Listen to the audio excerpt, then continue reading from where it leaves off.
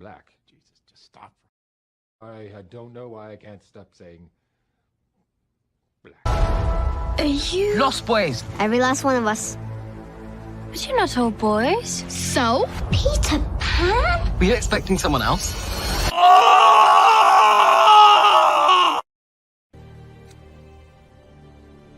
You know what you have to do, mate. Clear the board. Start again. Another Flashpoint. I can't. Yeah, figured you'd say that. Everything would change. Again. And some of those changes may be shite, and we may make the same mistakes again. It won't be perfect. It'll be a long sight better than what we got now.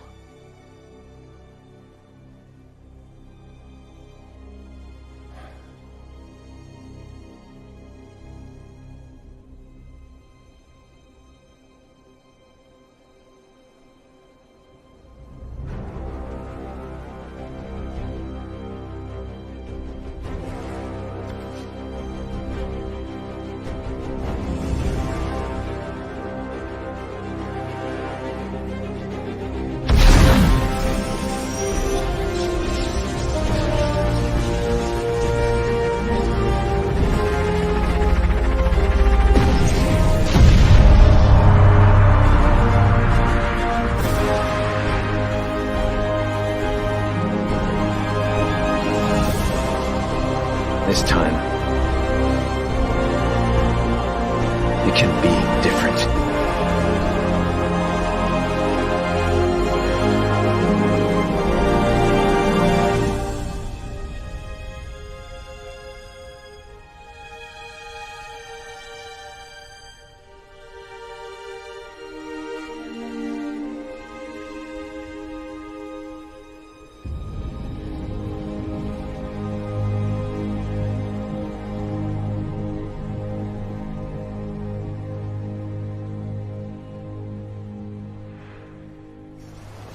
It has to.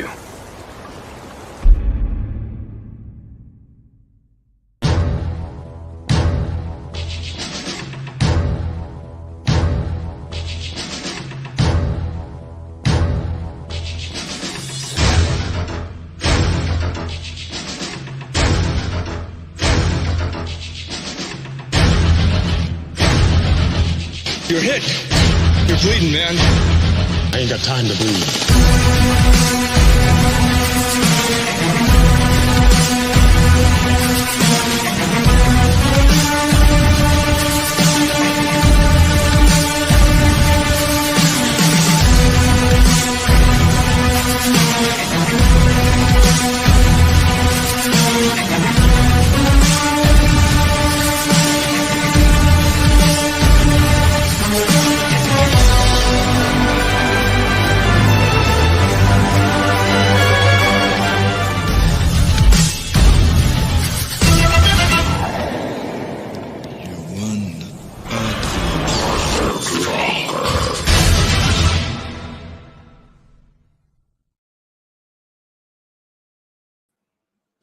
It is that time again. Welcome back to the War and Pop Culture, ladies and gentlemen. It has been a long time since we've been in this live stream series, but we are here. I am Special Agent Spooky Clutter. Special Agent Carter Sauce reporting for duty. And I'm Special Agent Daner Bobaner. Howdy do. Well, gentlemen, it's interesting Thursday. It's a Thursday. Here in Texas, we had a bit of a rainstorm with tornado threats, but the danger is past us, at least over here. Prayers, wishes, and good hope goes out to anyone else in that storm. Don't get lost out there in the fog, as one person once said. But regardless, tornadoes creating fog. Is that weird? Anyway, regardless, welcome back to the War and Pop Culture. We got a few little topics to talk about, and I also hope that you guys enjoyed that intro. It was something I sure did. Hell yeah. Into, and it kind of sparked some good feelings of nostalgia. not the cheap nostalgia that would bait you into sitting through a really shitty movie. Disney. Shitty movie that we will be talking about tonight. Yeah, too. Although I think that with the Flash, it's a bit more subtle with its baiting, in the sense that with the Disney live action remakes of the classic films, you know what to expect because we've had 3, 4, 5 of them now. So we know what to expect. I mean, Aladdin. I lost count. Don't care anymore. Yeah, Aladdin, Beauty and the Mulan, Beast. Peter Pan. Well, Peter Pan is one of the newer ones. Beauty But and the Lion Beast. King, Beauty and the Beast. Yeah. Cinderella. Did they do Cinderella? Yeah, they did. Oh. Yeah, they did.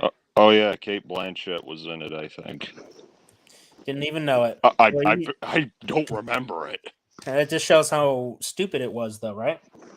I guess so, or at least just how forgettable it is, because by definition alone, these remakes are inferior films.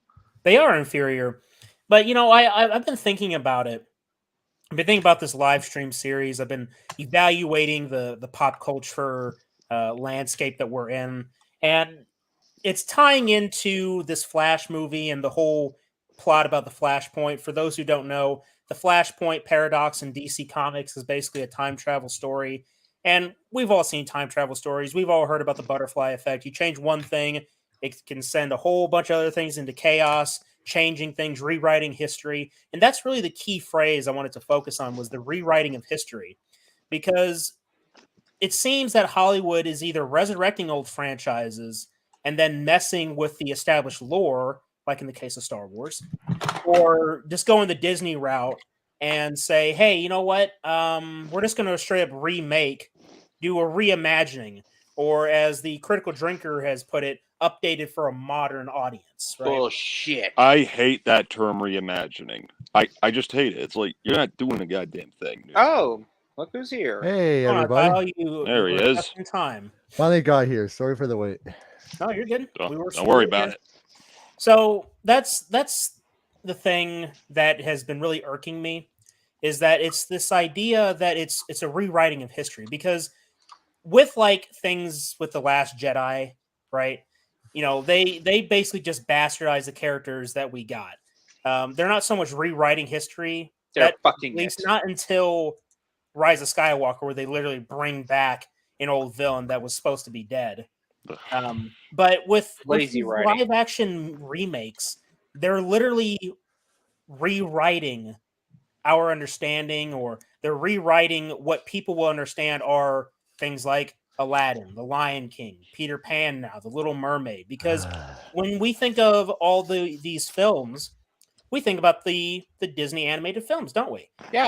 OG. Classic. The days of our childhood, and Yeah. now updated for modern audiences. Fuck that. Oh, fuck But the what is Bonner that? and Dawson. What does that imply, though? Are they really trying to imply that these movies we grew up with, that still hold up very well to this day, despite the problematic subject matter that they like to preach about, these movies are still timeless?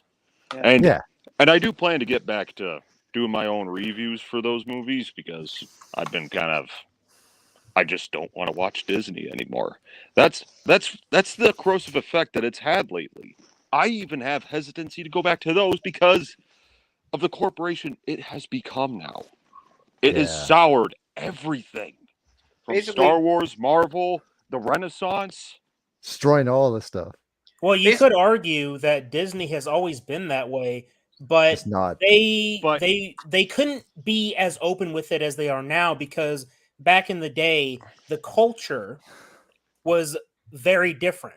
The landscape was different. Where at least here in the West, there was more attachment to certain values that these days are being laughed at, mocked, shamed, ridiculed as, oh, that's an old way of thinking. But they also, back then, they made quality movies. Mm-hmm. I mean, now if you go on like fucking D+ or something nowadays, you go watch Peter Pan, and it'll say, "Thank you, King of Nation." It's awesome. Thank you. Anyway, you go and watch Peter Pan, like the original, on D+, or even Aladdin. They'll always say, quick disclaimer, there is some real racially insensitive content here. Shut the Oh fucked up. shit, there is. Oh, problematic, huh? I got your problem solver right here. Well, here's no the one thing. asked for these fucking remakes. Here's the thing. Yeah. What we have to remember is that the idea of going back to the things that are older and trying to either rewrite it or erase it altogether, there's more behind it. This idea, like, let's go back to World War II with the book burnings, right? Oh yeah. Where they Yeah. try and censor things Oh, yeah. that the establishment doesn't want to have known. Because the truth of the matter is, there's a good reason why we go back to the older films, and it wasn't just because they were made better. It's because some of them, a lot of them, had better messaging. Like, Yeah. there was a more positive message that people could take from it. You know, Yep. because I remember my Superman talking about truth, justice, and the American way. But DC in their comics wanted to rewrite that and say truth, justice, and a better tomorrow. Now, you might Truth, think, justice, and the New World Order now. That'll be the That's next basically one. what that is. The New World Order. And a better tomorrow. Bitch, you know who said it better? You know who said a better tomorrow? Or Oh, it was in it was the intro to season 2 of Terminator: The Sarah Connor Chronicles. The battle for our tomorrow starts today. What bear tomorrow? But to be honest, though, no, but that's the thing, though. Yeah. I We like that can better. Can't believe I have a can't believe better that show. tomorrow. That We It's can. just, it's up to us, the current generation, to do something about it. Yeah. That's because despite all the bullshit, there are good things happening, and you know that's why the intro. I got emotional with the intro because it's rewriting history, but we can change that. That we can forge our destiny, taking from Terminator. No fate but what we make. If we let these established powers continue to do what they're doing, then the future will be fucked. But if we stand up, we say enough is enough. You turn away from this the modern audience bullshit, the modern entertainment, and just say enough is enough. These corporations will either get with the program or they will die. And honestly, I think it's time for them to go. In a way, let somebody else buy the rights to these franchises and give us something better. Give some really good quality Because entertainment.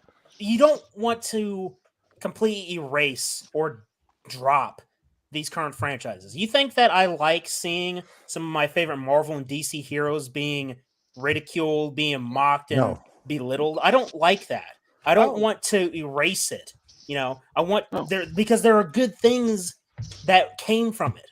I mean, Christopher Reeve's Superman, Michael Keaton's Batman, just as those two examples. Linda Carter's Wonder Woman. Yeah, I mean, you have these great examples, and they were popular. They were successful. They weren't trying to pander to you. They weren't trying to give you some bullshit messaging.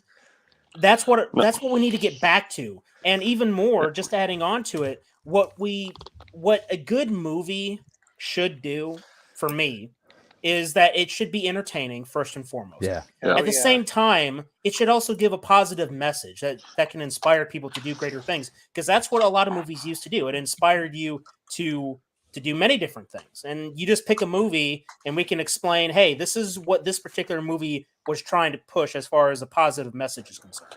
well, on that note, it's like with The Lion King. It did have its message about like how the past can hurt, but you can't let it haunt you forever. And you know what's bullshit is that they omitted that from the remake. Oh, I bet. So Yeah, they did. But even when it comes to having these messages that, I mean, yeah, is it good to have a message that could give you a better outlook on life itself? Of course it is. But it still shouldn't be in the forefront, because if it's subtext, that's a good way to get the audience to think and it engages them. But in modern audiences, no, you gotta push it. You gotta spoon feed these fuckers. But even with all this Peter Pan shit, I just want to briefly bring this up. These people who they are catering to, they don't want it. They don't. They don't watch it either. I don't want to watch it. But and there's a reason why. Hey, backtrack. Hello there. But I said you're lying. Sorry. Anywho, They don't want that. Yeah, they don't want it because they're like, why can't Disney, who claims to be so pro diversity and inclusion, because they won't shut up about But they it. exclude everybody else when they do it. Exactly. But speaking of remakes, sorry. Hang on, sorry, I'm not done. I'm not done. I am not done with this. It's pretty simple. Give us something a bit more original. Like, I mean, this isn't exactly a great example because it was attempting to be something original, but again, it was trying to cater to the wrong crowd. Strange World. Like, they're trying to promote it to LGBT, and of course, what happens? They don't market it, and it bombs. Why? 2 words. Chinese market. Exactly. But, Carter, go ahead. Yeah. Oh, sorry to interrupt you on that because I really want to hold that pen. It but happens. speaking of remakes, guess what Disney is planning to remake again? Hercules. Nope, actually, the Haunted Mansion. Oh yeah, I saw that too. Fuck that. But why? The first one wasn't even that good. Okay. I mean, it was okay, but it wasn't. Oh, it was okay. Eddie Murphy in that movie, it was okay though. But Jennifer Tilly as Madame Leota, yeah. Okay. How about the busts? Oh, the busts. Come on! You have to know that these were things based from the rides, though. Why did they take the singing busts home? I don't know. You know what's actually even weirder though? Those were toys too. No, they were but toys. Think about it though. You can make money off of them. Just as a quick sidetrack, if all the spirits were basically exorcised because they were all able to go to heaven or whatever, why is it that the busts were still like they were? Like, weren't they possessed? Like, wouldn't they be like they were spirits possessing those busts? So wouldn't their spirits have been, sent up to heaven too, like everyone else? And Madame Leota as That well. damn singing scene. And Madame Leota, or maybe she went to hell. Who knows? I don't know. I fucking hated those things. I was thinking, yeah, I know. No, but you know what though? It still shows that Disney and even Hollywood can't seem to move on because I guess it's like a comfort thing because they know that certain franchises with certain names will make money. But something that Eric July has said on multiple occasions that I'd like to highlight, just the idea, just the sound of this, right? They like to tokenize mythology. Okay, tying this into The Little Mermaid. The Little Mermaid is based off of a Danish fairy tale. Yes. And the last time I checked, the Danish, they weren't exactly dark skinned. Okay, so and they want to tokenize that. They've tokenized Norse mythology, having Heimdall being black, even though everyone loves Idris Elba. Oh yeah, he's so cool. He's a cool actor. It's still a tokenization. Tokenization by the definition. Or Valkyrie. Fucking pathetic. I didn't have any desire to see the new Thor movie. I'm still not going to see it, but I heard that it was terrible too. But they tokenized the Norse mythology. They're tokenizing Danish mythology. Here's my question. Why is it that nobody has come up with the idea to give us a Marvel-style cinematic universe with different gods? Like, give us the Egyptian gods. Think about how they have depicted Thor, Loki, Odin, and then imagine that with the Egyptian gods. Can you imagine how cool that would be? Just that concept alone. But they haven't touched it. And they won't. Well, remember in 2016 when they made Gods of Egypt? Oh. Oh yeah. Maybe it's just because of the quality in filmmaking and the care they put into it just isn't there for these movies because when you go see them now, it's like it's full-blown CGI and it's just a goddamn mess. When movies that are based off those kinds of mythologies would benefit greatly from having practical effects. But no, everything has to be CG. And it's getting worse. It's getting much worse. It is. Now, even the simplest of things are being CGI'd. Like Rings of Power. Let's look at Rings of Power. You guys remember? You guys remember when fucking Peter Jackson actually went to sets, locations in what was it? Switzerland or the Netherlands? New Zealand. There you go. I think it was New Zealand. Yeah, and New Zealand. They filmed on locations. Yes, they did. Beautiful landscapes, and then Rings of Power comes along, and it's a fucking. Why the do we green need screen this is show? terrible. Yeah. It's absolutely terrible. And even like even just the really quick. It's not Jennifer Tilly. It's Meg. Tilly. It was Meg sister. Tilly. It was Meg Tilly, not Jennifer Tilly. And it wasn't Invasion of the Body Snatchers. It was just Body Snatchers. Yeah. But that being said, just on that note, real quick, when Meg Tilly does the scream, that was actually pretty good. Oh yeah, I agree. I mean, it wasn't Donald Sutherland, but still pretty good. Yeah. Yeah. Anyway. Yeah. Your dad just threw us right off. It's okay. Yeah. But mythology. Something about mythology. We were something about mythology. Something about effects. You're saying you're talking about so much CGI.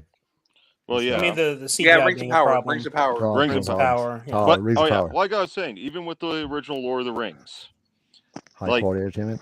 Exactly, but even with something as simple as I've brought this up many times, but the model of Minas Tirith. Are you ever convinced that you're just looking at a model? No. It's just a model. It's just a model. It looks that damn real, and even the model itself is fucking huge. Yeah. I mean that's fucking practical, like the old days of like Godzilla when they used miniature models. Jason is right. CGI has its place. It's just being overused. Let's give one of the best examples of CGI: the T-1000 in Terminator 2: Judgment Day. CGI that has not been surpassed, even though we had a fucking T-1000 come in Terminator Genesis, and that shit somehow looked worse than Terminator Judgment Day, which is over, 20, 30 years old as far as hating for CGI? 32. How is it that they did something so good back then, but yet the technology hasn't improved very much? And I don't want to say that it hasn't, okay? Because the Godzilla movies from Legendary, they look pretty good, all things considered, all right? I'm not going to take a giant shit on all the CGI. It's just, like Jason said, it has its place, and it's just being overused. Everything is CGI. I miss some of these practical effects. I miss where you are actually looking at something that is tangibly there. Yeah. I mean, I'll bring it up. I mean, like sometimes, like I said, sometimes when it's well in the background, it could be very convincing, but it shouldn't be, again, it shouldn't clutter the frame. But however, that being said, the fourth episode of The Last of Us, I do get to comment how great that shot of the broken bridge looks because it's near the left bridge. It is here. It's right here. I can look at it, it's like, wow, you really made it look like that bridge is completely destroyed. I'm actually surprised. I'm surprised people haven't asked, hey, does the bridge actually look like that? No, it's still in one piece. That being said, I still want to see a train fall off. Unless it's a model. I was gonna say too, CGI was good in the in the Apes trilogy with Andy Serkis. Yeah. Too good. So good. Yeah. I mean, like I didn't even like. They're so convincing. Like even when you get up close, there's so much attention to detail. Like you don't think you're looking at motion capture actors. Hell, I didn't even know that fucking Maurice was a woman. Played by that crazy. Yeah. Wait, really? Yeah. Yeah. Maurice is played by that crazy chick. Yeah. Remember from the X-Files, Home? Under the bed? That chick? No shit. That's Maurice. Fuck. I thought Maurice was a dude this whole time. My bad. I think the character is a dude, but it's just the actress doing the motion capture.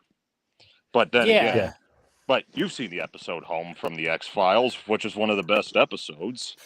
And I got to live that CGI that Apes trilogy because I was working at the theater when all three movies were in theaters, so I could experience that head on, and I was impressed with it. It was just good entertainment, no politics bullshit in there, All that stuff we're talking about.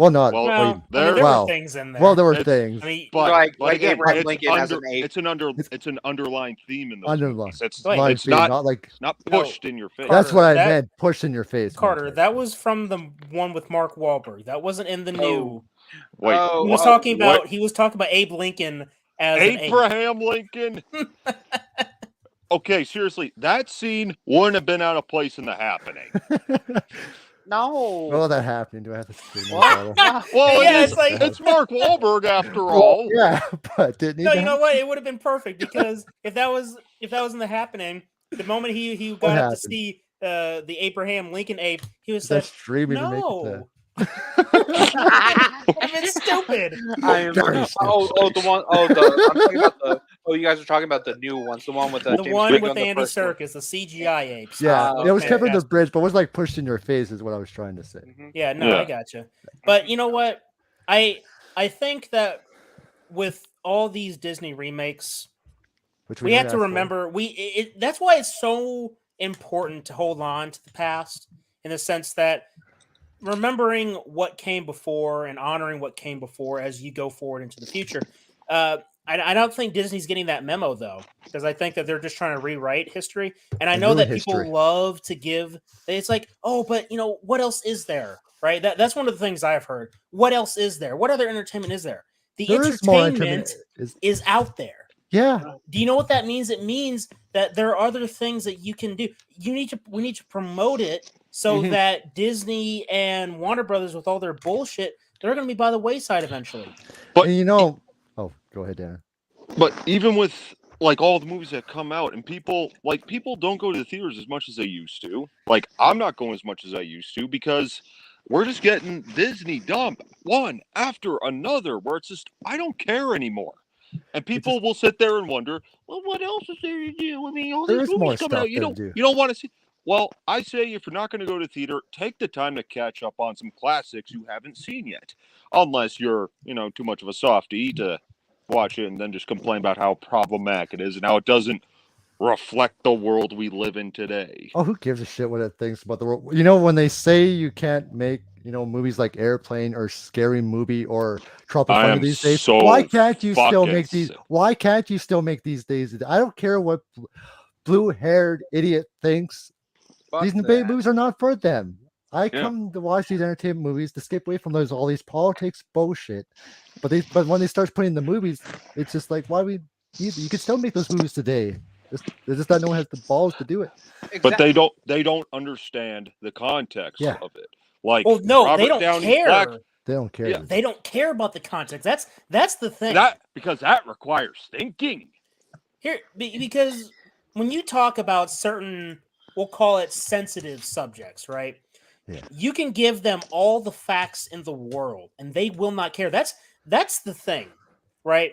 That is why Hollywood has been dominated by a certain political viewpoint, because the conservatives regarded entertainment as something trivial, meaningless, and monotonous. They said it's not important because we have the truth, we have the facts on our side. But the thing is, when an entertaining or an intelligent person to a dumb person, the dumb person is going to think that the intelligent person is crazy. You want to talk about like the Cervezas bug, huh? Right? Okay, you had a lot of differing opinions. You even had scientists and doctors coming out talking about alternate viewpoints, but they kept on getting shut down. Everything that they said before, now the mainstream media is reporting on it like, oh, well, it turns out that, hey, maybe having natural immunity without getting the jab is just as good as getting the jab, or even better. Oh, but a few years ago, that was regarded as conspiracy theory. But regardless of all that, the point is that when you have people that are intelligent and that are well-versed in what they're talking about, a dumb person is going to think that they're crazy. And at that point, you just drop the conversation with them because they're not worth your time. If they're not willing to listen to what you have to say, then you're wasting your time with it. Yeah. You just keep moving forward. You gravitate towards people that are like-minded in the sense that, okay, we're going to listen to each other's thoughts and views on these things. And when we get on this program, if you want to call it that, or on this live stream series, and we tell you, hey, there's a reason why we're saying don't go see this shit because it's bad for you. It's not like, that meme where it's a group of people that are watching a TV and then another person comes up from behind and they're like, hey, you shouldn't be watching that. It's no fun. And then at the very end, the person in the back's like, stop having fun. They're yelling and screaming. Yeah. Because they're trying to make the person from behind look like an idiot. Like, oh, well, guess what? I can enjoy all the stuff I want. Well, I want to make a conversion of that meme where instead of the person yelling "Stop having fun," it's gonna be something like, "Well, you know what? Disney is literally taking your money and insulting you at the same time. I'm trying to warn you, and you're just gonna sit there because you're watching. That's fine, whatever. I'm gonna move on. I got other people I can talk to. We got people that are more than happy to listen to us. So you can continue enjoying your She-Hulk, your Loki season 2 when it comes out. That's belittling the character. I didn't even have any interest in seeing Ant-Man, but I heard that the fucking movie is flopping. I heard it's flopping. Biggest flop in Marvel history, apparently, like a 69 or something. They're just gonna keep going down. Like what? That should be telling, because I've said it before, and I brought it up when talking about topics for this show. The magic of Marvel, it's gone. It definitely is gone. In DC, both of them. Like, there was a time where getting comic book movies or Star Wars movies fucking meant something. They were eventful, but now it's getting mass produced. It's getting released like every 2 fucking months at the shortest. Movies and comics. And it's just getting monotonous as hell, and people are less interested, and the movies have tipped in quality. Yeah. Like, it's like being on an assembly line. Look at that fucking... I don't even know what the fuck that thing is in Ant-Man. What the hell is that? Oh, thing? that was supposed to be MODOK. Now, in all fairness, MODOK looked pretty silly, but I'm sure that they could have found plenty of ways to make him look better than what we got. But instead, people were comparing Ant-Man 3 to the Spy Kids because their outfits look similar. The fucking head with George Lopez. That one was Shark Boy and Lava Girl. Yeah, that's when this more. And that effect was stupid, but hey, it's just George Lopez's face on a screen. Yeah, like it's like a tube TV. As bad as that was, I at least laughed at it. It's still laughing, and it was meant to be funny. So Jason is saying everything seems to be under a microscope now. In the 80s and 90s, we wanted an entertaining time at the movies. Well, that's the thing. That's the thing, Jason, and you can probably attest to this because you're from a decade or a time where things were better in certain aspects. I mean, look, every decade, every generation has their ups and downs. Okay, it's just I feel like at least for the entertainment side of things, the 80s and even parts of the 90s were a golden age because you had so many franchises that were being done. You had Star Wars, you had Friday the 13th, Nightmare on Elm Street, Rambo, Rocky. You had all these franchises that people loved. Commando, Predator, Terminator. Yeah, I mean, Terminator. These franchises were successful. They got butts in seats, and people were having a good time with it. But what can we point to today that can compare to what's back then? Nothing. I mean, maybe the early days of the MCU. Early 2000s, early 2000s. The Nice Guys, maybe, because that was like a very throwback buddy cop movie, which I thought was really good. And that's also the movie that I regret not seeing in theaters. Oh, that was with Russell Crowe and Ryan Gosling. Yeah. Before the same director would go on to. I know it's wrong. Speaking of speaking of buddy cop movies, the other day on Facebook, I saw a news article that how many of you are familiar with a show or movie called Starsky and Hutch? They're turning them. Yeah, they're replacing it with all female cast. I'm like, what the fuck? I never seen it, but I know they're like, what are they? It's like a cop show or something, or like they're cops or something. Or what happened? That's exactly what buddy cop films. Good old Lethal Weapon, good stuff. Yeah, Lethal Weapon was good. I mean, it was good. Now and speaking of shit, I lost my train of thought. What the fuck was it? God damn it, I lost my train of thought. That's usually what I do. Just think about it. It'll come to you. Sorry, I got it now. Go. Speaking of the adaptations, though, I mean the whole bullshit about like Disney remaking stuff, like including like Peter Pan and Wendy. Okay, I'm sorry. There's only 4 adaptations of Peter Pan's I like. The Disney one, the animated one, the OG, the stage production, Hook, classic, gotta respect that one. And last but not least, Peter Pan Goes Wrong, which is basically like Oh And yeah. That's Peter Pan Goes Wrong is basically like a stage adaptation of the beloved story, but there's like slapstick humor and stuff going wrong on, and it. I'll send you a link to it. All right.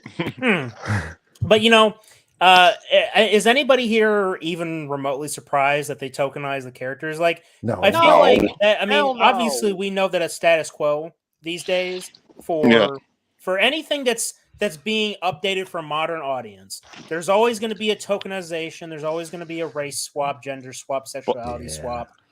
But you know what I find hilarious is that Disney might gloat about how these movies are getting massive views on YouTube, but it's like nobody's going to these trailers because they're excited. They're here to ratio it into oblivion and to make the obvious comments that even I had to throw in one myself where it says, the part where the character says that, and it's just a line from another movie. Like, dude, Peter Pan gets shot, and then what he says, you're hit. You're bleeding, man. I ain't got time to bleed. Dude, I went into the YouTube comments just to see what was up there, and that's literally all it was. I like the part where Peter Pan said this, or that, and that's literally all it was. And last time I checked, we're getting anymore. Yeah, I mean that's what it was for Rings of Power.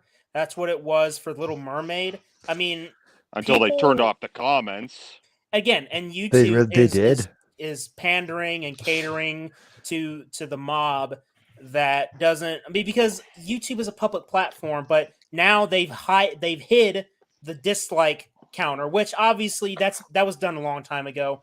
But you can see, because the truth of the matter is internet culture can affect how well a movie does in the box office, because people like to go to YouTube, like to surf videos. Oh, hey, look, there's a new movie trailer. They look at the like to dislike now, right? Yeah. They look at the like to dislike ratio. They see an ass ton of dislikes compared to a ton of likes, and that's going to suggest to somebody that, hey, maybe this movie isn't so good. And you know what? It could have a good effect, though, if the filmmakers are smart. Look at the Sonic movie. The first trailer got ratioed to hell, and they obviously looked at that and went, ooh, boy, if this is what we're going with, and based on this public reception, this movie's going to flop. So what did they do? They made the wise decision of changing Sonic's design to the original. Yeah, exactly. And what happened? People kind of just went, okay, that's better. Now I might go see it. And look what happened. A success. And they even spawned an even better sequel. Yeah, definitely did. Yep. Now, here's something I wanted to get into. And you could say that's one of the main big talking points or subjects for tonight's episode. It's about the Flash. Now, we've already talked about it the last time we were on War and Pop Culture with the bonus episode, as well as the last episode, episode 18, where we talked about Ezra Miller, Mr. They, Them, LGBTQ plus to the stars times 5. Protected by the establishment because of those things. Yeah. And the hilarious, and this is, it's something that irritates me because it tells me that a lot of the audience that these corporations are catering to are just sheeple that just consume what's on the conveyor belt, on the assembly line. They don't question it. There's no semblance of actual coherent thought. You have an actor in Ezra Miller who has been involved in a lot of shady shit, including but not limited to human trafficking, cult-esque activities, very aggressive, drunken, disorderly activity. Battery. There's a lot, okay?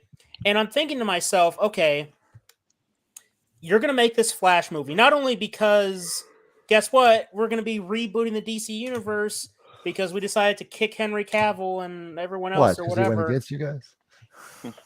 But it's opportunistic for them because this Flash movie isn't just some other Flash movie, is it? It is a Flashpoint story. And for those that are not familiar, the Flashpoint story is a time travel story where things are going to be rewritten. Certain characters are no longer going to be the same as they were. So this is the perfect opportunity. And to their credit, it is a perfect opportunity. You're going to reboot your franchise, which in all fairness, with how bad the DC universe has been with their movies. Yeah. I mean, we had that first Suicide Squad movie, total dog shit. It was. Batman v Superman. Less said the better. Disappointing. Man of Steel, Jesse Eisenberg. more disappointing than. I mean, I would say the first Man of Steel. It wasn't bad. It's just it did things that really didn't. They tokenized for one thing. They made Superman darker than he should have been.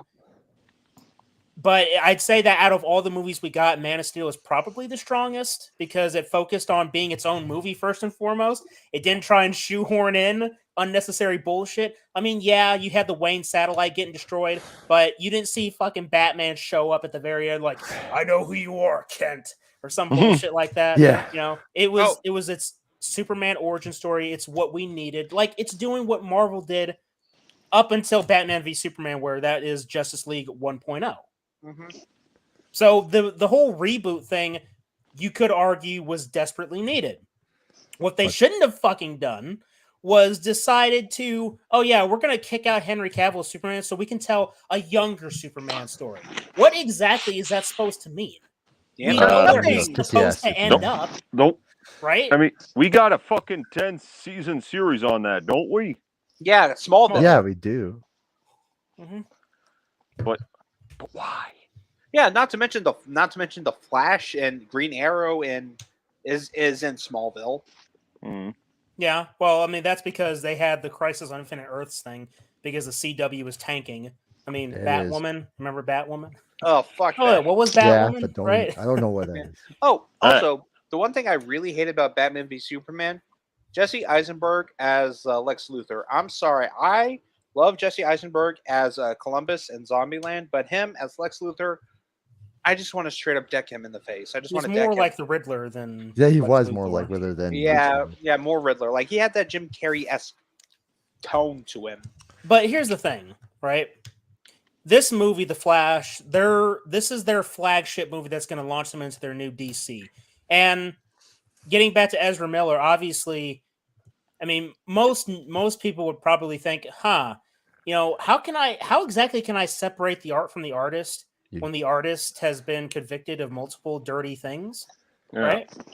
No, that's not a joke. When I say dirty, I mean it's like vile, borderline evil shit. And plus, I mean, he said some stupid shit anyway. It's like it's the same Hollywood talking point bullshit, LGBT crap, whatever, right? Yeah. But but going even further, it's like this guy has abused people. He's fucked people up on some crimes that he should be in prison for. And he even punched a fan. And he pleaded guilty to a lot of these things. He wasn't trying to hide it. He's like, yeah, I did it. And yet people are like, oh, yay, Flash. Really? To if be there was anyone else, they would have kicked him to here's prison. why. Here's why. You're bringing back Michael Keaton's Batman.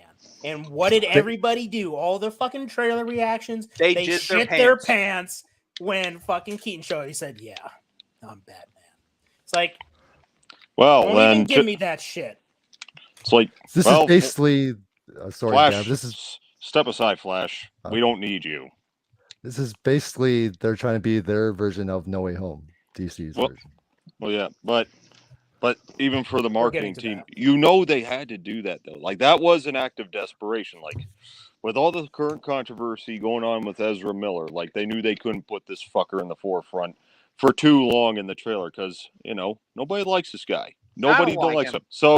So here we go. Let's put in fucking Michael Keaton as Batman because that's nostalgia bait. Now you might have me there. I mean, maybe I don't want to see it because of Ezra Miller, and I know others who don't. Like Chris Snyder, he was very vocal about how he's not going to support the film, and I highly respect that.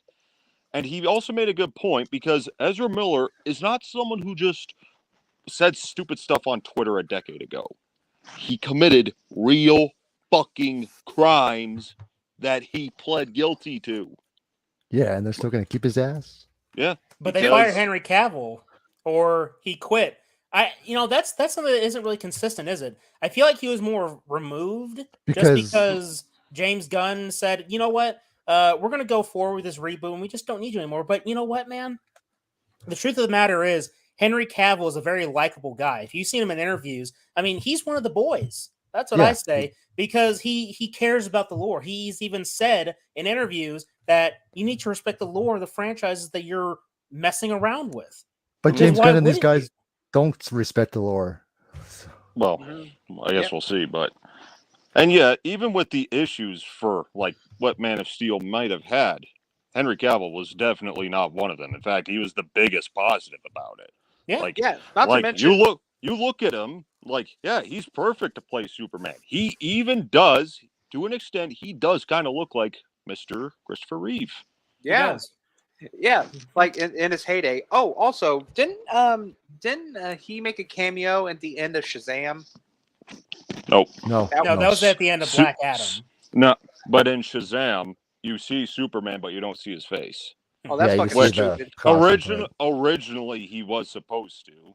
I mean, yeah, that was about the only negative I took away from that movie because I liked it, but it's like Superman walks in, it's like, is it? We don't see his face. Like, what the fuck? So I guess that's not Henry Cavill, obviously. Yeah, definitely, Jason. Lex Luthor was characterized wrong in Batman v Superman. But it was Lex Jr. Oh, fuck off. Oh, that stupid voice of his. Mr. Oliver, you are a bold one. Hey. I'm going to be forced to watch The Flash. If I had a choice, I say fuck The Flash. You know what I say? No, you don't have to be forced. You can say fuck it. I don't care. I'm sorry. I'm sorry, audience, but I cannot support that movie with that asshole being in the lead. Well, and you know what? I don't normally condone this, but one word. R.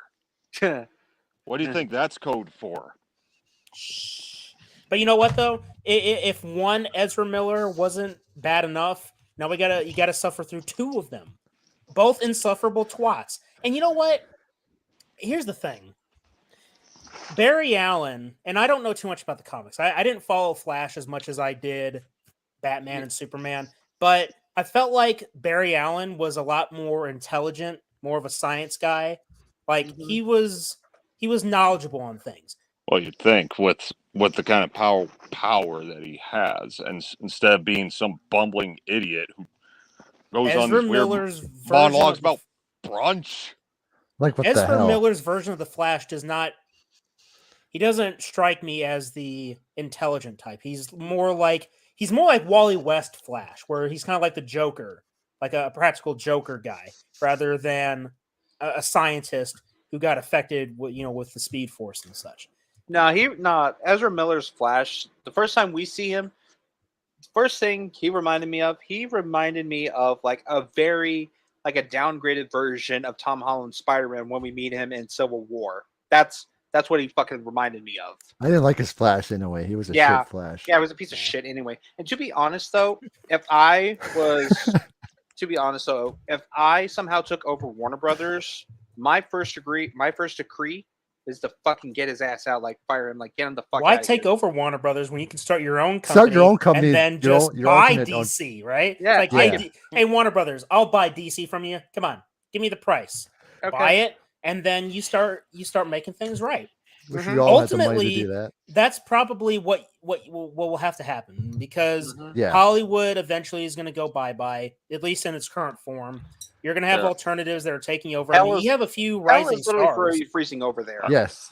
I'd like to buy Warner Brothers. Here's $1. So well, here's a penny. $1.01, right? 101. Yeah. There we go. Pennies are worthless. Yeah, but you have to. But also, what's going on in Hollywood? Did you know that, like in Big Bear, there's like 15 feet of snow, like literally up to here. Oh, you're talking about in Los Angeles? Yeah, up there. Talk about literally hell freezing over. Maybe they should freeze all the city of angels, more like city of demons. Am I Let right? them freeze to death over there. Yeah, where's fucking Angel? Considering what those fuckers do in the shadows, it is a city of demons.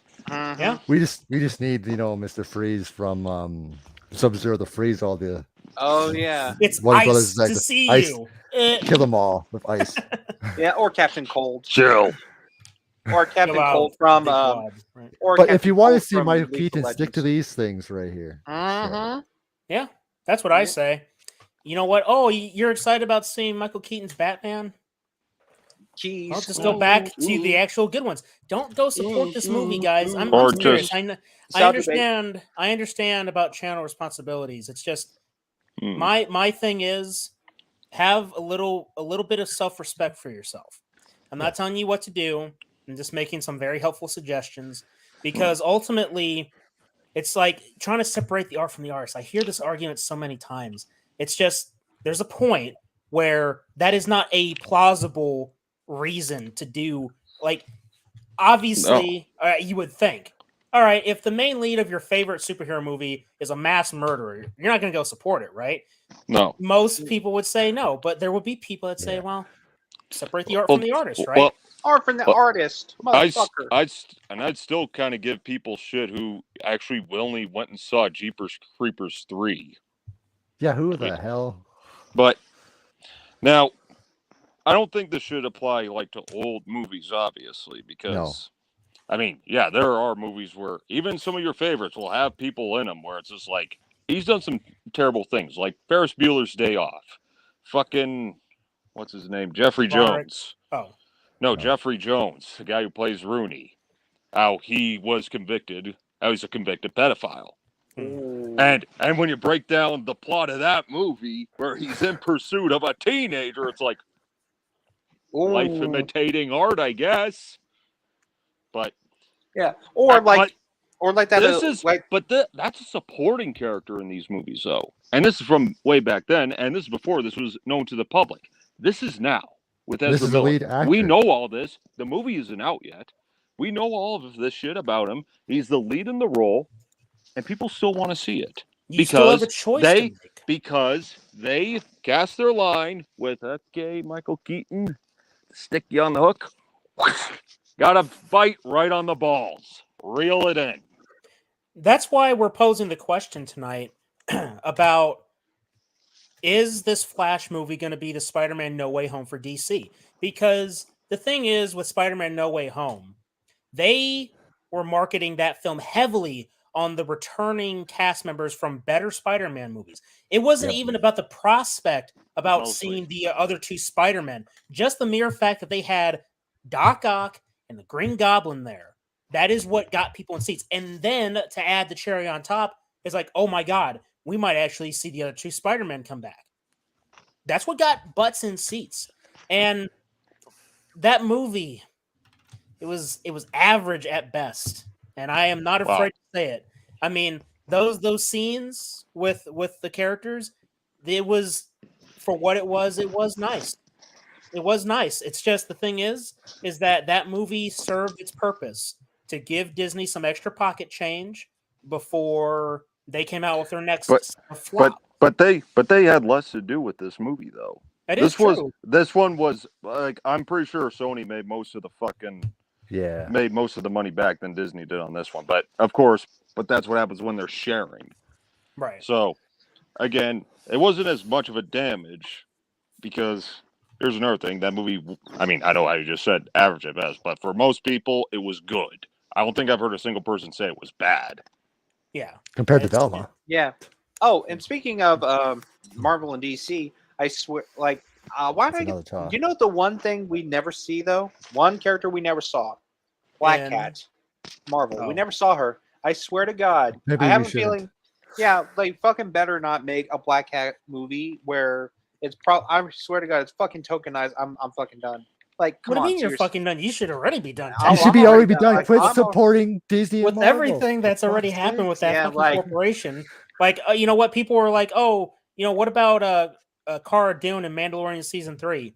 Well, we got an explanation. They basically wrote her off, but it's like it doesn't fucking matter. They're not. Gina Carano is not going to go back to Disney after what they did. Carter, I got to tell this to you. They're not going to fucking do. They're not going to bring her back. They're not going to ask her to come back. She's not going to come back anyway because of everything that happened.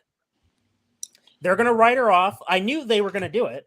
I'm kind of surprised that they didn't say, oh, yeah, she died in some crash. And then all the assholes that were like, yay, Gina Carano's been fired. It's like, you know, I saw a few memes where they had there was a picture of Grogu putting Cara Dune in basically like an escape pod. They basically jettisoned her into outer space, like the airlock. Yeah. And then it's like, oh my God, Gina Carano has been fired from Disney. Oh, well, anyway, fucking idiots. You know, it's just when it happens to them, when the nasty stuff like, oh, you have a certain political opinion. Well, boom, you're fired. Get out. Then if it's But one if of them, they're going to be crying to the heavens, "Oh, discrimination." But if it's the other way around, you know, it's that meme or it's that saying, "Oh, it's okay when we do it," you know. And it's all it's either our opinion or nothing. It's all a fucking lie. It's all about your opinion. That anytime you say support women, support black voices, until they disagree with you, that's when they turn on you. You see, when the chips are down, these civilized people, they'll eat each other. He's right. He is right. And that's That was an awesome exactly impression, by what the way. he's doing. Thanks, I try. Not to mention, though, if I, like, now, example, if I got screwed over by a company, I would voice my opinion and I would just fucking sue the hell out of them. And that's why Johnny Depp needs to do the same thing. So stay away from Warner Brothers stuff. Oh, I think but they're still keeping her around, Warner Yeah, they're Brothers? still keeping her around. Yeah, Oh yeah, like- that's right. I thought they got rid of her ass. No, they're still keeping her ass. No, oh fucking hell. Oh yeah, you know what? Speaking of Where- which, I where's heard that what's his name? Jason Momoa. So he's gonna be out of playing as Aquaman, but that he's gonna be playing Lobo instead. Lobo. Who the fuck's The hell? Lobo? Yeah, who the hell is Lobo? You guys don't know who Lobo is? No. I don't. God, I feel kind of weird now. I just throw that out there and nobody's like, I was like, oh yeah, Lobo of all people. Okay, long story short, Lobo is a villain that I believe is from the Superman side of things. Oh, He's basically a space bounty hunter. He has he's a biker. He's a space biker. He's got a really weird beard, long black hair, red eyes, and he's like, "I'm the main man" or something. Just look up Lobo. Huh. Type in Superman the animated series Lobo, and you'll see who he is. I don't know. Oh, the animated series, eh? I love Yeah. the animated series. You'll see him in there. Oh, okay. Who can forget the episode with Bizarro? Oh yeah. Funny enough, wait, have we even? No. Honestly, who cares? The whole fucking point is that this Flash movie is a vehicle, and I find it utterly hilarious that James Gunn is praising this movie. He's like, "Oh, it's the best thing ever," Oh shit. and it makes me think that the more they hype it up to be that, like, "Oh, hey, you know what? This is going to be a pretty good movie. It's gonna be able to, you know, take us into this new DC universe that we're creating." Instead of saying something more tame and positive, he's going over the top and positive, which tells me that this movie is gonna be shit. But I'm not gonna go see it anyway. I don't care that Michael Keaton's coming back. They had years to do something like a Batman Beyond movie and have him come in for that. And on that note, as much as I loved the Batman, I think Pattinson would have been better as Terry McGinnis. I agree. 100% agree on that. I mean, if you look at him in the movie, I mean, he doesn't really act like, yeah, that too. He doesn't. I mean, I get people are saying, "Oh, well, it's a younger Bruce Wayne. He's more like brooding and shit." But you know what? Here's why I call bullshit on that. Because the Bruce Wayne in Batman Begins, he wasn't brooding for most of the movie. Like, as Bruce Wayne, he knew how to flip the persona.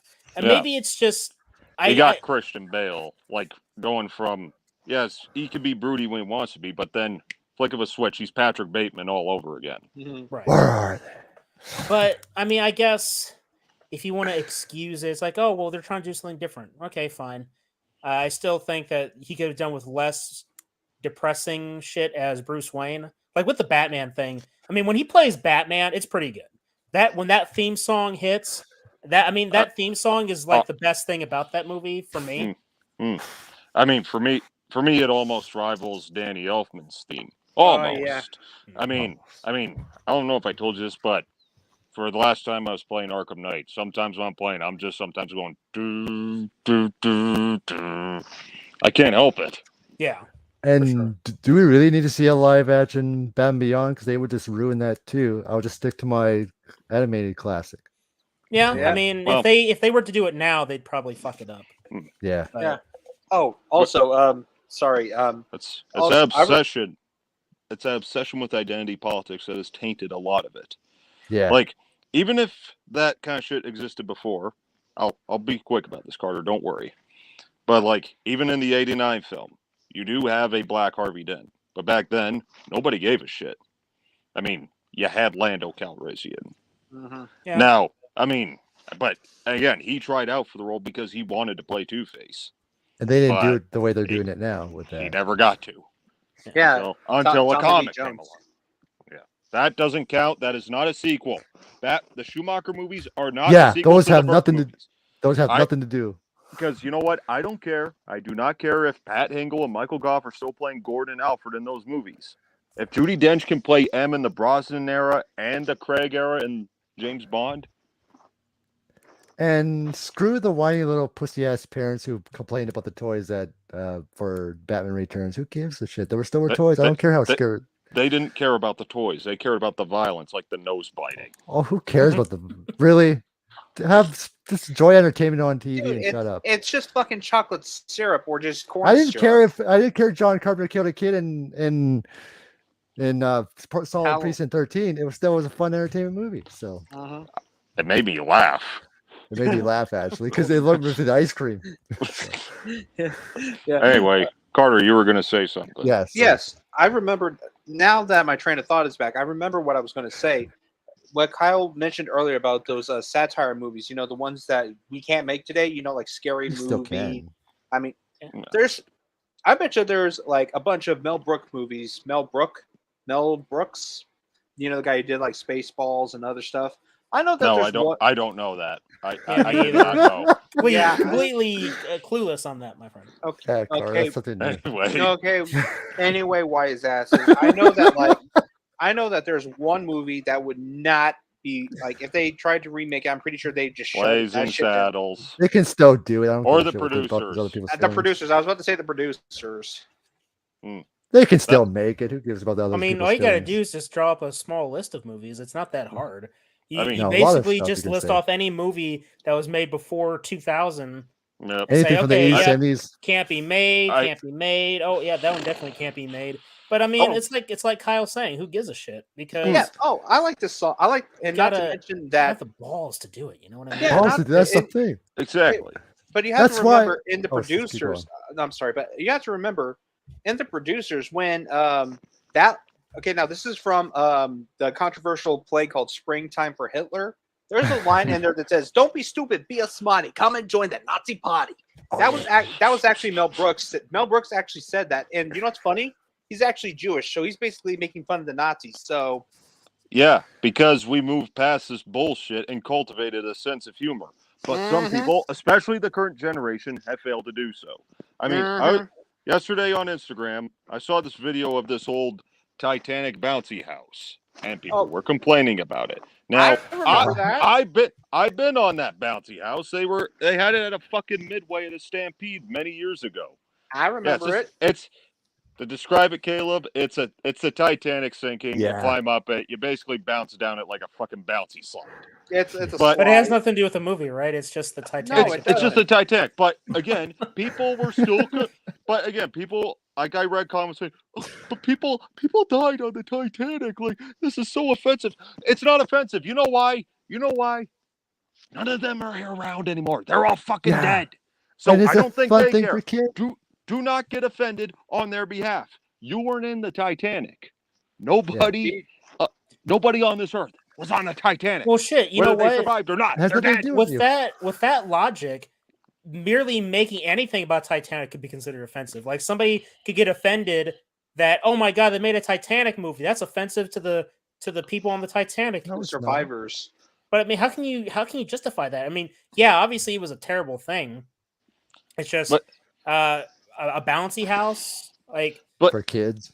Like, yeah, but you know what would be okay? I'm sorry. They don't know harmless fun. Yeah, it's just these people fun. cannot separate just simple harmless fun from just some dark subject matter. Because when you think about it, anything can be connected to dark subject matter. But that's why we don't let it get to us, because it would fuck us up as a society if we didn't cultivate some kind of sense of humor or anything about it. You don't just sit here crying and complaining because, oh, Titanic, it was so awful. Once again, nobody on this earth was there. Nobody. Whether they survived or not. They're all taking a dirt nap. Learn from history. Yeah, or not to mention, you weren't even there. Last time I checked, you were still swimming in your father's balls.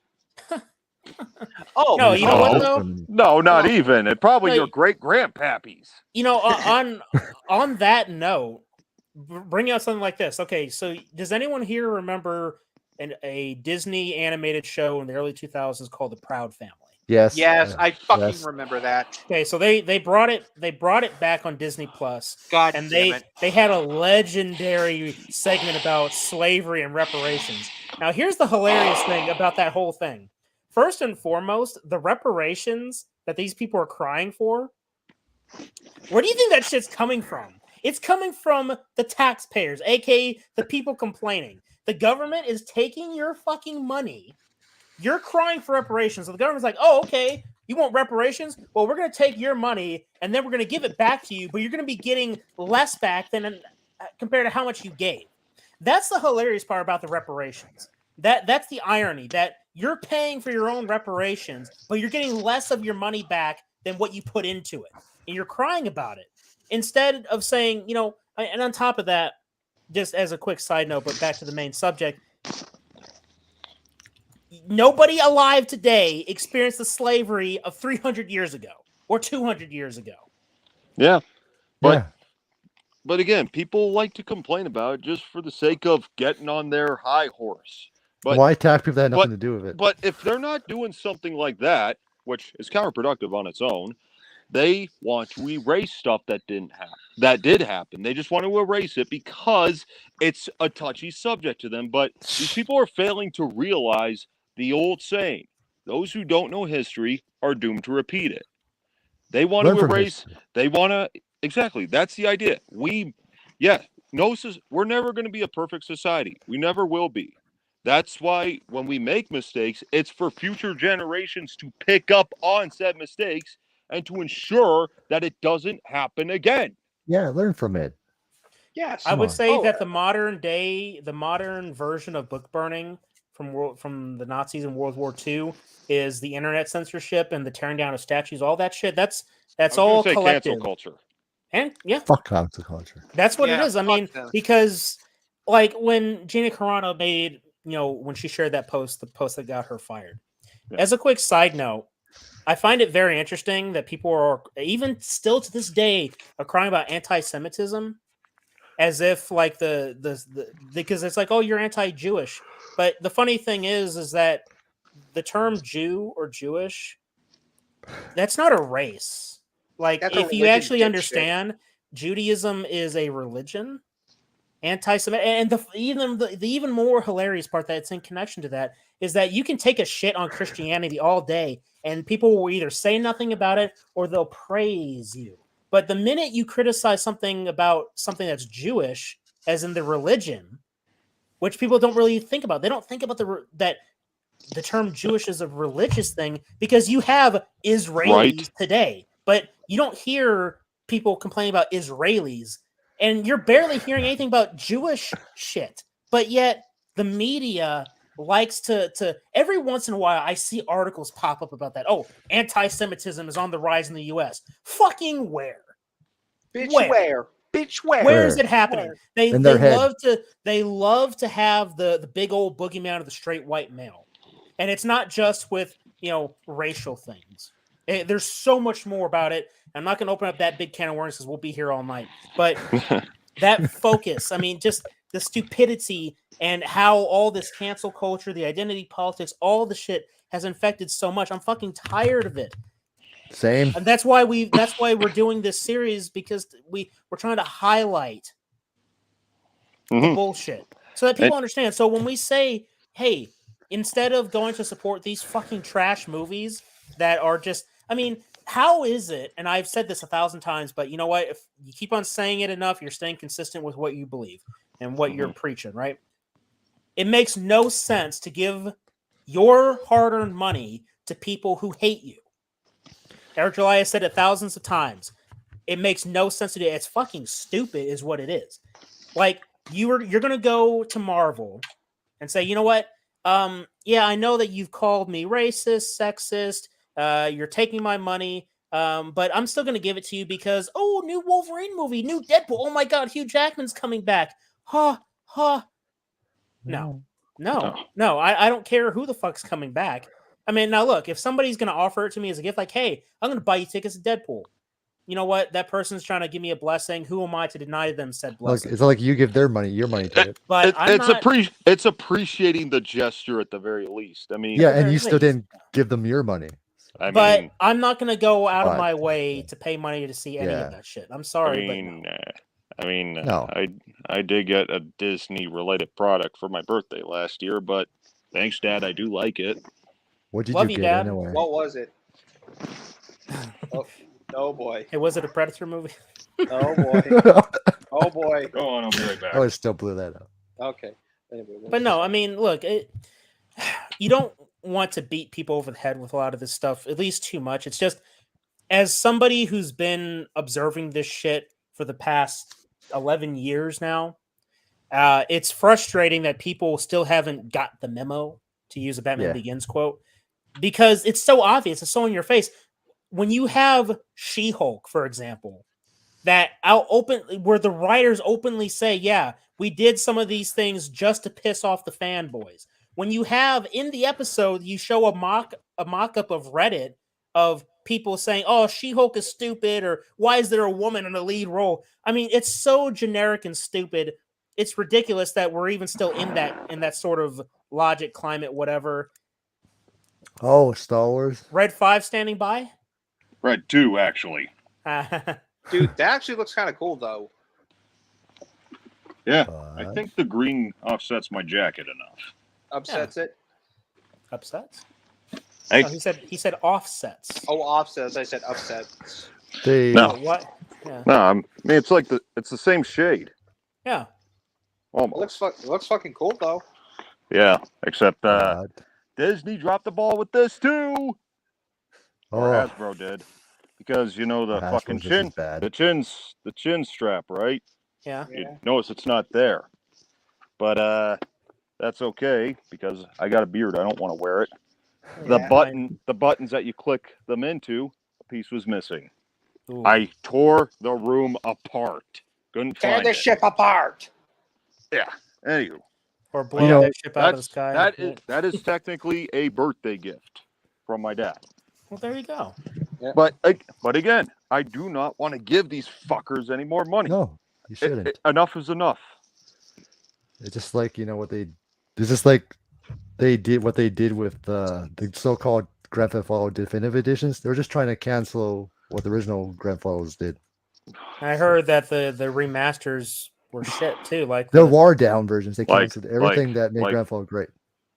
No, I'll stick with the original Vice City. I'll just stick to my original Grand Theft Auto 3 and Vice City San Andreas that were awesome and were Sam and Dan didn't give a shit what people think. It was just fun entertainment and video games. So.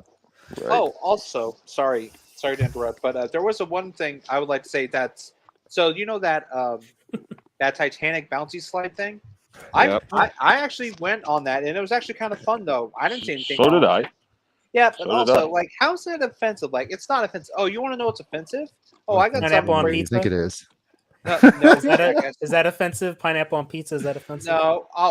You think that's offensive? I have something better. How about we get two things like rigs or like rock climbing things? You know those things where they put it up and then you climb on it, like for the state fairs and stuff. Mm-hmm. Mm-hmm. Get two of those, but make them look like the World Trade Center and have like smoke though. That could be offensive. I mean, I guess. I mean, all I do is make jokes about it when I watch Home Alone 2. Oh, hey, Kevin, do you see that thing coming towards us? Get a picture of that. Get a picture. Something like that. Looking for the thing. I mean, look, but that's the thing about humor, is that it's very subjective, and that's something that a lot of that's another thing that's been ruined by today's culture is that comedy. Yeah. Yes. I mean, like I saw this legendary rant by Bill Burr. It was a little thing that my dad showed me on TikTok. I know, fucking TikTok, but the video itself was actually really good. I mean, he was going off, and kudos to him, because I think he was one of the few people that actually spoke out about Gina Carano being fired. Funny enough, didn't really see anybody else, and it's also really poetic and interesting because this month is the month where it all happened. That's where she right. got fired and where we were also canceled. So we're coming up on the 2-year anniversary. Or is it 3 year? No, it's 2 year, I believe. What's a Matt? Well, it's because it's definitely 2 years I met you, and that's when we started talking about when it happened. So yeah, What's so the matter? yeah, Slash 2 your cats years. look like you've seen a ghost. What? What do you say? The What's after the show. Oh. Shush. Shut up, Carter. Come on. What's the matter? After show look like you've seen a ghost. Anyway. Yeah. But Okay. it's still poetic regardless because it happened, it affected us. But I can't be too mad about it because we met Danner as a result of it. We met Kyle. Look at all the amazing stuff that actually just happened since then for you guys. Yeah, I mean, it's Happy accident, I guess. It's a happy tragedy. Is that even a thing? A happy tragedy? There's no such thing as a happy tragedy. It was a happy. Fuck it. I am a happy tragedy. Fuck it. We'll coin the term a happy tragedy. Oh, it's because I met you guys. I brought Danner onto the stream. Both you guys to stream. I think that's where it started. Yeah, I mean, I met Danner there, Yeah. but where it started was on Bacon's channel. Oh yeah, when we were Bacon's doing channel. That's right. Nightmare on Elm Street, and I made the Epstein joke, and That was the start. That was the start. Because first you're like, oh, hey, new guy. Epstein didn't hang himself. I like this guy. Yes. Or would be offensive. Just have like a pinata in the shape of Jeffrey Epstein, but have like the rope around his neck though, so you just go up and down. You just beat his hung body While wearing a Hillary Clinton mask. Well, now on Nightmare on Elm Street, it's the Epstein kill. and Donald Trump underwear. We need to build a wall. That is bullshit. I won the election. It was rigged. I tell you, bullshit. It was rigged. Hey, maybe it was at this point. Yeah. I mean, considering how far technology has come, I mean, and people say, "Oh, well, you need to make your vote because your votes matter." No, it doesn't. No, the fucking It doesn't matter. Even if he did, it doesn't. Here's the thing: people don't know about their own rights, and they don't even really give a shit about the politics. At the end of the day, they're preoccupied with other things like Surveys S19, which is still like okay. Quick little side note: my dad went to the VA hospital today, and in the hospital, they have a little waiting area. Like they have couches and shit. Mm-hmm. On one of the big couches, there's a big sign on there. It says, "Stop. Don't sit here because we are social distancing for COVID-19. 2 years later, this shit is still happening. Or 3 years later. 3 years later, this shit is still happening. And that's the other funny thing. What the fuck is going on with the month of March? Because March is when Gina Carano gets fired. March is where we get canceled. And March is also when the COVID bullshit happened. Yeah. What the fuck is up with March? I hate I this don't know. month. March is one of those months that I really hate, like August. I hate August. This is the month you want to go fast enough. What's wrong with August? School, for one thing. Fuck school. Stupid shit, bad shit, tragedies happen on August for me personally. Oh. Too many bad memories with August. I don't like August. But I guess school's one of them. Yeah. In August. Yeah. Yeah, we go back to school in August. Here, at least here in the States, we do. You do? Yeah. Fuck, we don't go. Fuck, we never go back until after Labor Day. Well, September 5th was for me. But yeah, that's how it always was. Yeah, for us, it's like August 22nd or August 27th. So you don't even really get a summer for frig's sakes. The whole full summer. We get out, like the way it works, I think it still does, is you get out in May or June. I think they pushed it to June, maybe. Oh. And then you come back in August. Like that's late. That's fucking bullshit. It's still summer. Exactly. If you're getting out in May, it's not even summer and yet. you're going to school and still in summer. Yeah, isn't it hilarious? Yeah, it's fucking retarded. No, it's funny how all that shit works, but that's the culture, that's the blah blah blah politics, whatever. I mean, it's hilarious though to see the different cultures and how we do things differently.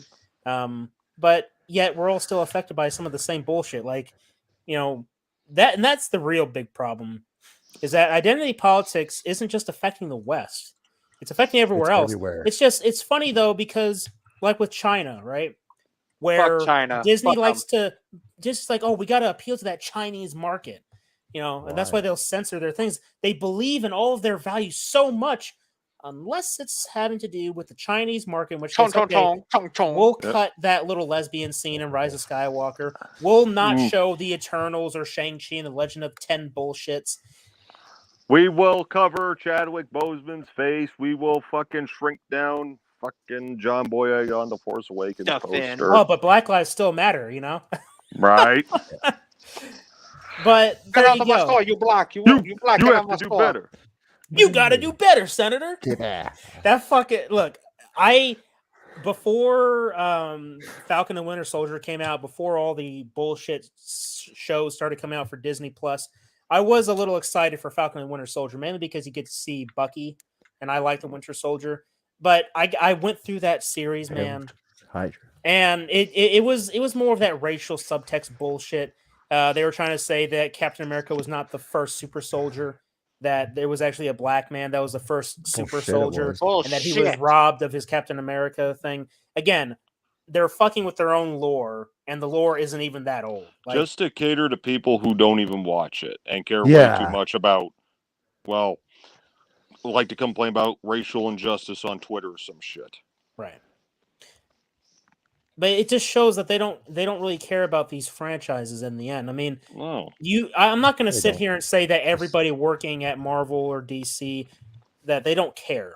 I'm sure that there are people there that do care. It's just the problem is there are not many people that actually give a shit. Yeah, there needs to be And more. that is the wrong thing to have when you're in the entertainment industry. That when you have people that you hire that don't like or care about the franchises they're working in, that they want to tell their story, right? How many times, bless you. How many times have you heard that where people were like, people that are working in the movie, working on the film, that they wanted to tell their story, what they felt was important, instead of realizing, hey, look, we're going to be adapting a franchise that, that someone else did, right? I'll be right back. All right. We're working in previously established lore, but we're not going to honor it. That is a terrible mindset to have. And it's like, at that point, why don't you just make your own franchise? Well, just make your own you stuff. have an answer to that. If they do, and if they put all of their political bullshit in there like they want to, the movie won't work. No. What was it? It was Strange Worlds, right? Or right. We brought this up earlier. Yeah, that was that Disney. It was a Disney animated movie, right? Yeah. It had the whole diverse cast or whatever. And that movie flopped so fucking hard. When they did Lightyear, the Buzz Lightyear movie, and that shit Never flopped. watched. Never went. Yeah. So you have all this shit happening, and they care so much about the racial equality, but they won't touch these other cultures. No. Like, for example, because they'll probably just call it cultural appropriation or some shit. And then they exclude everyone else out. But you're I call damned it if you cultural do. appreciation. You're damned if you do, or you're damned if you don't. Like, for example, I want to see a Predator movie set in Japan. I want to see that shit. That sounds so fucking cool. But Like I feel Predator like versus the Yakuza? Yeah, I would love this. Predator versus Samurai or Ronin or something like that. Fucking go there. The concept is there. It's just I don't want Disney to be involved in it. They fucking own Alien and Predator, So it's like, why can't? And that's the problem, is that Disney has become such a fucking monopoly. That stupid money talk. That they own so much, but then you have fucking Bob Iger. They brought his ass back from retirement because Bob Chapek. I find it hilarious that Bob Chapek was fired on a Sunday evening when he was at a fucking concert or whatever. That's bad, bro. An Elton John concert. Come on. Yeah, really. Detail. And so Bob Iger's like, oh, well, Star Wars is damaged goods. Yeah, but it's your fucking fault. Yeah.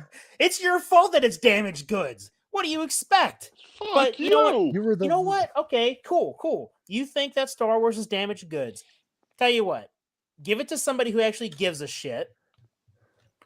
And then let the franchise flourish, as I'm sure it will, because it's not gonna flourish under Disney anymore. They did their bullshit trilogy. Oh, but I love the Bad Batch and I love the Mandalorian because little Grogu. Shut the fuck up. I'm done with Grogu. I don't care how cute you think he fucking is. It doesn't fucking matter. Because in the end of the day, that fucking franchise, that series, it all leads to the sequel trilogy. We saw Luke building that stupid fucking Jedi temple.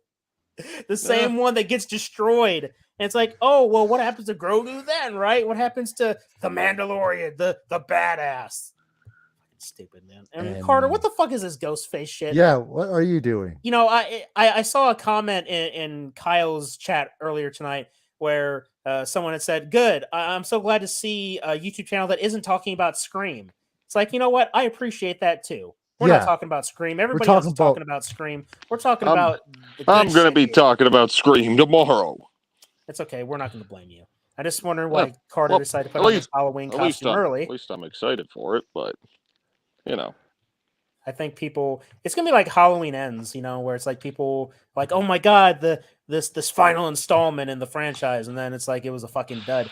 I hope for the sake for Scream fans that this Scream movie isn't going to be a dud, because that would be. I mean, Scream 5 wasn't really a dud though, was it? I mean, people generally enjoyed it. I guess I'll give Scream credit.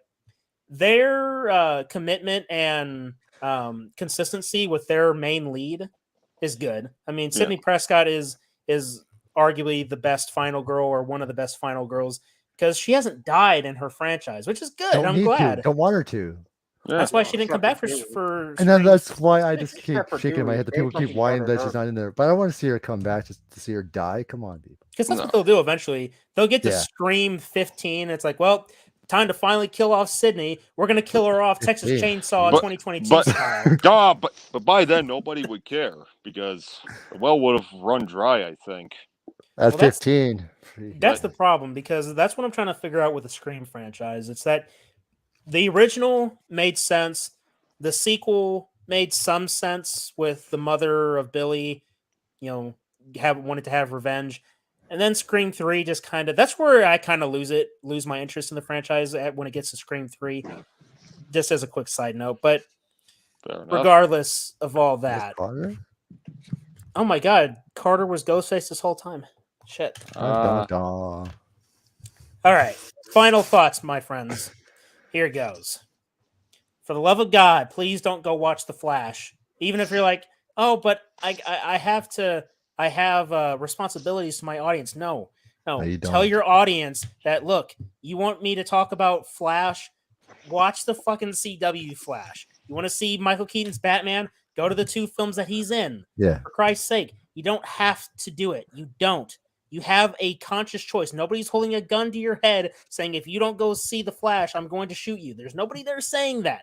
Please, for the love of God, don't. This is They Live type shit, man. Yeah, this is definitely like with the fucking put on the sunglasses with Buck Flower right there, where he's like, might as well be on the winning side. It's a battle we can't win. That's what it sounds. That's what it sounds. That's what it sounds like, almost like where people say, "But I have to go see this movie." No, you don't. I mean, right now, that's all I'm hearing right now is Flash this, Flash that, Flash. I'm gonna flash the good bits, huh? And I love how Cara did it. You sound like a Scream villain there for a second. With that. Yeah, Flash this, Flash that, Flash, for fuck's sake. That's his mode. Fuck Ezra Miller, fuck Warner Brothers. Them, LGBT. And fuck this fuck that community. Fuck that tokenization bullshit. And fuck that son of a bitch. And God damn it, everything I ever had. Fuck all these remakes. And fuck Disney Plus. Who cares? But hey, fuck them. For all the bullshit, just remember that ultimately the power is in your hands. It's in all. And there is alternative entertainment out there. But of course, don't take my line, boy. Sorry. What we do. But what we get. But the best. But again, if you fund this shit, like we are the ones who fund this shit. We pay our hard-earned cash to see this. Like, yes, we got to make the judgment ourselves. Is the movie good or not? But if it is bad, and more people go to put more money towards it, we get more garbage. Yeah. Which in some cases it's good for me, but I digress. That's the thing. I see what you're saying. Here's the thing. Velma, right? I heard that it's getting renewed for a second season. Doesn't mean it's good. I watched one episode. No, the fuck it don't. I made the video. I said, don't go watch it. And don't even hate watch it. That's the thing. It's the same thing with Rings of Power. Don't go hate watch this shit just so you can do a review about how bad it is. Just look at what you are given for free, which is the trailers, and say, okay, this looks like shit. It's like what Cinemassacre said. Again, with the Ghostbusters 2016 thing, he said he's going to do a non-review because why would I go pay money for something I know I'm not going to like? Exactly. I'll just stick to mine. I mean, unless you're finding it in a fucking $2 bin at your Walmart or some shit, kind of like I do. Well, not Walmart, or there's secondhand stores where I usually get the really bad movies, like a movie that really went full on tokenization, because who needs a Doom guy? You do need a Doom guy. Screw that tokenization.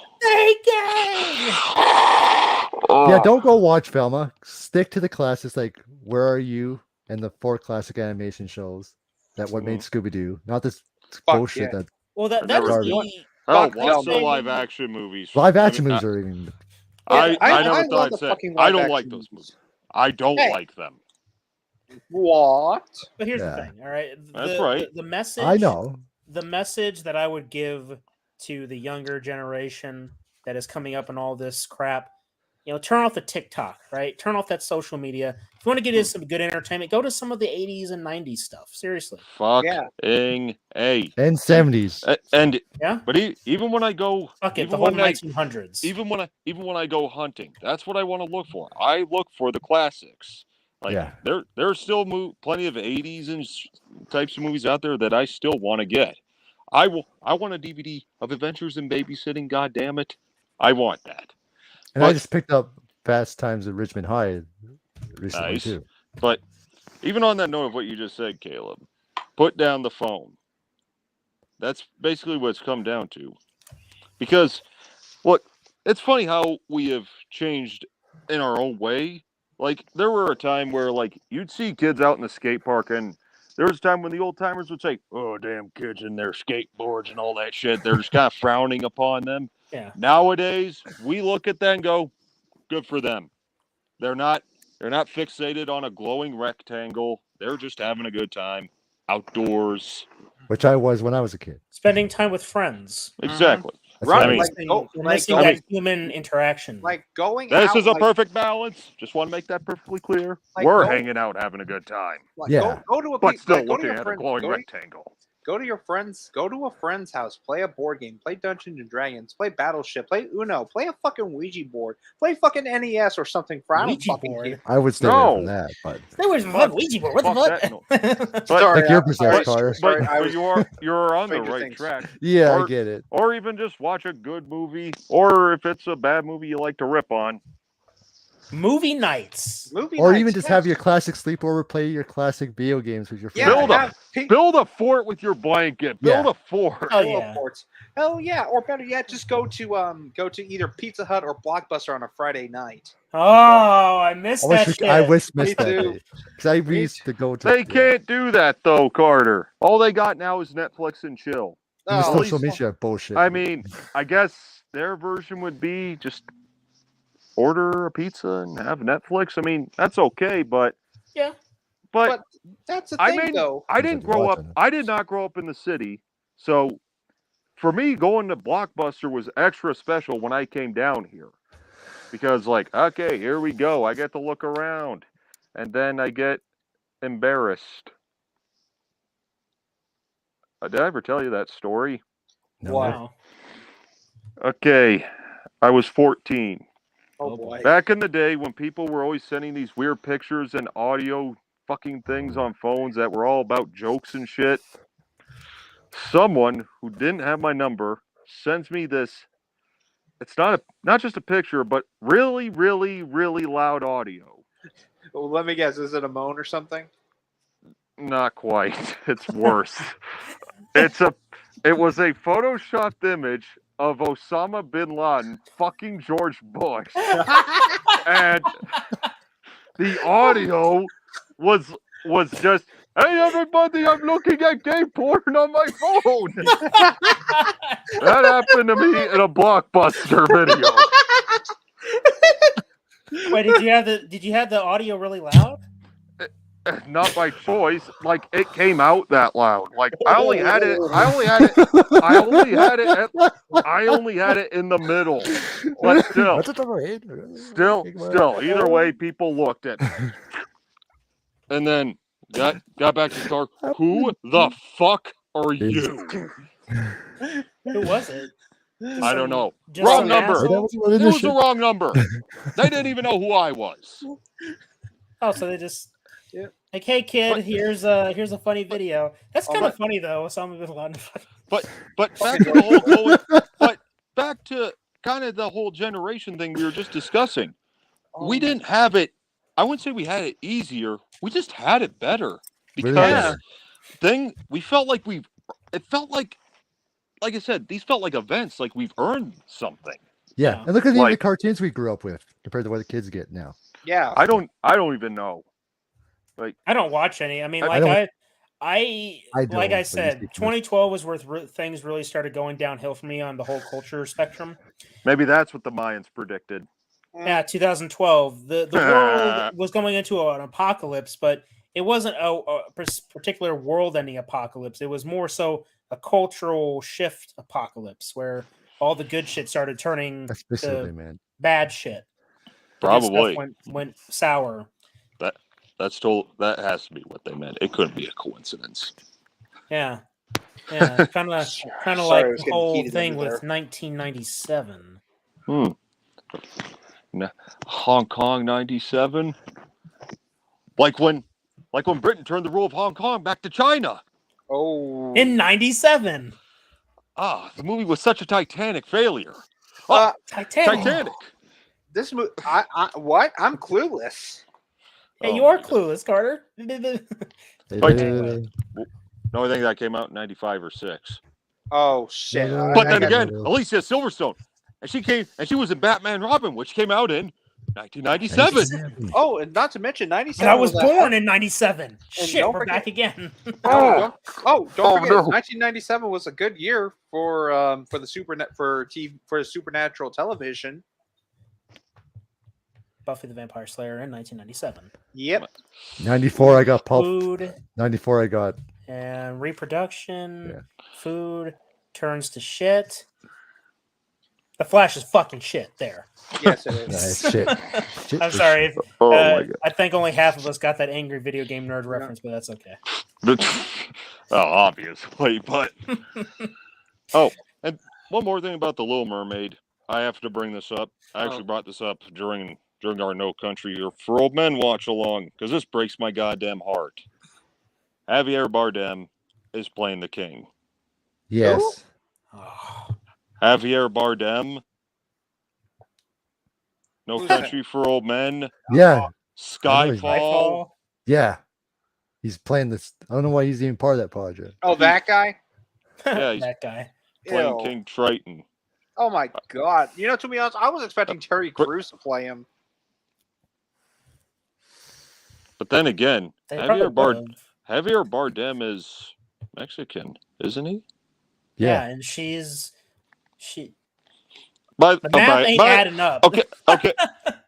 I think we should just kind of give a bit of credit to Wolfman because he did send that clip. Yes. Yeah. As a suggestion for the intro. So Wolfman, if you're watching, We used your suggestion very well. We sure did. I think he deserves a rough copy of it. Yep. I'll send in the group chat. Nice. Also, earlier about representation of other mythologies, I think a good candidate to play Anubis for Egyptian mythology, a perfect idea, would be John Toohey. Oh, Who? I thought you were going to say fucking Commander Kruger. Oh, you caught on, John Toohey. Wait, that's the actor's name? John Toohey. Who the hell is John Toohey? Commander Kruger from Power Rangers SPD. And Daggeron. him. Okay. And Daggeron from Mystic Force. Gotcha. Yes. And who was also in the god-awful Michael Bay adaptation of Battleship with Rihanna. There was a live-action adaptation. Yes, there of was, and Battlefield it was a or bomb. Battleship. Battleship. Oh my God. Well, where's our Uno movie? Dude, Reverse car. You don't get an Uno movie, bitch. And where's Cars Mine Little Pony movie? Draw four. We're getting more. Hey, you know what? And there's gonna be a surprise cameo from Pepsi Man. God damn it! All right. Any final words? Well, actually, no. You know what? I said that wrong. what has everyone got coming up on the channel, right? Okay, for us, I mean, we got Match Projector, we got Danner's Dumpster, right? We know what we're watching, which is good. Ugh, no, well, it's not. we know is what's good. The movies. Not so much. What do we got? I mean, well, I will say next episode of Danner's Dumpster, which if I'm not mistaken, will be 2 weeks from now. Will be too, so. Alrighty. Terminator. Fuck Fate. I call it shit Fate. Terminator 6. So I mean, if you're going in chronological number of the films that have released, that's why I asked Darren I need to be on part of this episode because I love Terminator 1 and 2, and I'm gonna rip this shit apart. Yep. Well, remember though, Danner's never seen Dark Fate. So that's right. Yeah, right. I won't spoil it, but in a the way, big things already happened. John Connor gets killed in the first few minutes. I know of the movie. that. It's like that was the first major offense that just shook the. And something foundation. about something about daisies. or what is it going on with him? No, something about daisies Tapestries. or something. Tapestries. The draperies. Oh, right. I thought he was all about the flowers or some shit. No, that would have been even more hilarious. I mean, it wouldn't have been any funnier if they threw a pie in his face, honestly. Flowers. So there's that, of course, on Magic Projector is The Curse of La Llorona. Another movie I haven't even seen. I haven't seen it either. Yeah, that's shit too. So, Carter doesn't agree with me there. He likes The Curse of La Llorona because it's close to his Mexican heritage. But hey, you know what? I'm Hispanic too, so it's not really. So you ain't got dick to say. But Carter is cursed too, so. Damn, you got to take a low blow like that? Ouch. Anyway, how about you, Kyle? What do you got coming up? I know you just had a really good stream with J-Man about Rocky and Rambo. The R's, right? The 2 R's we talked about, good entertainment of Rambo and Rocky, one epic strength ranking. That was a lot of fun. But tomorrow, Car Sauce is going to be joining me for our top 10 Ron Williams movies. So there you go. Yep. We're going to talk about his classic films, and then Flubber sucks. I agree with that too. So. Well, I've never seen Flubber, so I'm not going to say. But you never seen Flubber? I thought you watched it with me. No, I wasn't there with you. No, you were by yourself when. I was supervising from the background. Oh, I was your tech man. And that was a year ago already, Oh, wow. And fuck, that was before I was technically part of the. You weren't even part of it yet. Channel, I think. Yeah, you were basically Tommy Oliver joining the team, like just coming to Angel Grove. Like, who's that guy? I'll take that as a compliment. You're welcome. And my Horror Legacy 1987, the horror movies of that year will be coming. So. Good. And stay tuned for other amazing stuff that will be announced to the channel. So, and I just want to go on something I'm doing outside tomorrow at about 6 o'clock my time, which would be 7 o'clock you, 8 o'clock everyone else. I'll be back on Chris Snyder's channel, Movie Misfits. We're going to be making our final predictions for Scream 6 before it comes out next week. Crazy how fast time is flying. Huh? Oh yeah, in my Scream 5 review. Weather. Oh yeah, and this Sunday my Scream 5 review, my collab with Good Real Hunting will drop that Sunday too. And I'm gonna be having Danner later of the month again for Nightmare on Elm Street stuff. So a ranking. There you go. All right. Well, a special thank you to everyone that joined the chat. So King of a Nation, J-Man, Backtrack Cinema, Good Real Hunting. We appreciate you guys coming on. I appreciate the two of you that are watching right now as we are live. We appreciate you sticking around so long. Final thoughts, just keep a positive outlook. Despite all the stupid shit that is out there, just remember that the entertainment is out there. And I mean that. I mean that because there are good things out there, even if it means going back to the past. It's okay to go back to the past because there's so many good things that we can learn and enjoy from the past. There's always good and bad in the past, present, and future. But as they say in the Terminator franchise, there is no fate but that which we make for ourselves. And since the comic books are dead at the moment, go support Eric July's Isom comic that I just did, which has come to me. So, with that all being said, thank you all for watching, listening, and supporting. And as always, I know, I'm getting there. Okay. Thanks to J-Man. God damn it, Carter! I'm thinking about Carter. Now I'm fucking up the outro. A special thank you to our Patreon supporters, Kyle and Mother Muller. And with that all being said, thank you all for watching, listening, and supporting. And as always, until next time, fellow investigators, remember that there is no fate but that which we make for ourselves, and that the entertainment is out there. And welcome to the war. I'm Special Agent Spooky Clutter. I'm Special Agent Carter Sauce. Special Agent Dr. Richtofen. And until next time, fellow investigators, remember the entertainment is out there.